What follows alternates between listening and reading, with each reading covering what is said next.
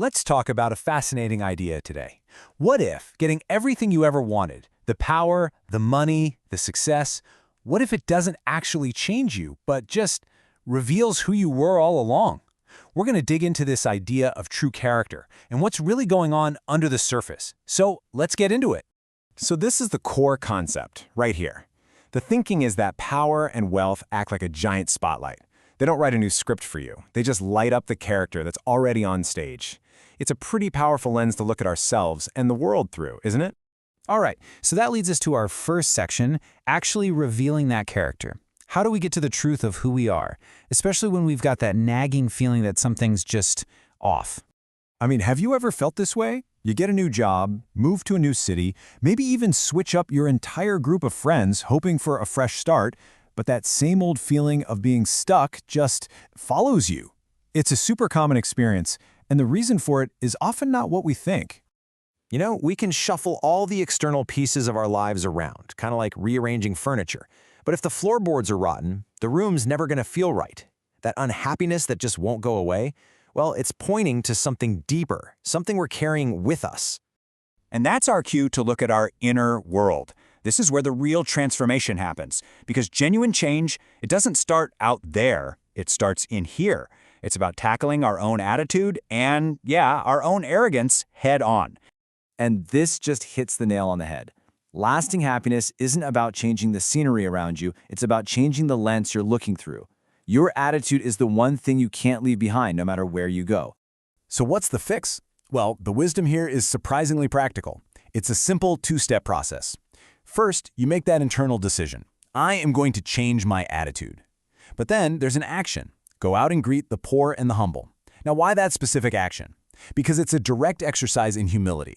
It forces you to connect with and see the value in everyone, which helps to break down those walls of arrogance we all build. Okay, so once we start working on what's inside, it's only natural that it's going to affect our relationships on the outside. And that brings us to our social circle, understanding our friends and, yeah, even our enemies. Now, this one's a bit of a curveball, right? I mean, don't we all just want to be liked? This idea suggests, though, that if everybody is your friend, it might be a red flag. It could mean you're not really standing for anything concrete. You're just a chameleon, changing to fit in wherever you go. And on the flip side of that coin, having some enemies, people who disagree with you on principle, is actually seen as a sign of integrity. Look, this isn't about being difficult just for the sake of it. It's about having convictions. You know, like when you advocate for a project you believe in at work, even if it's not the popular opinion. The point is, if you stand for something real, not everyone's going to like it, and that's okay. It's a sign you've got a backbone. This is so important. When it comes to our friends, our real friends, how do we know who's who? What's the ultimate test that separates a true, loyal friend from someone who's just around? And there it is, the dividing line. It's not about who celebrates your wins with you. It's about who can sit with you in a difficult truth. A real friend is someone who stays even when you have to tell them something they don't want to hear, or when they have to do the same for you. Their loyalty is to you, not to keeping things comfortable. This gives us a pretty clear rule for navigating those tricky social situations. It's a really direct statement on what loyalty looks like in practice. By aligning yourself with your friend's opponent, you are, by definition, working against your friend. It kind of forces you to decide where your allegiance really is. Now, this isn't about being paranoid or mistrustful. It's about being wise. It's just a simple acknowledgement that, hey, people and relationships can change over time. It's a reminder to be prudent, to protect yourself, even within relationships that feel solid. All right, let's zoom out a bit now. We've talked about our inner world and our close relationships. Now let's look at the principles that guide us out in public, in the wider world. This is all about truth and integrity.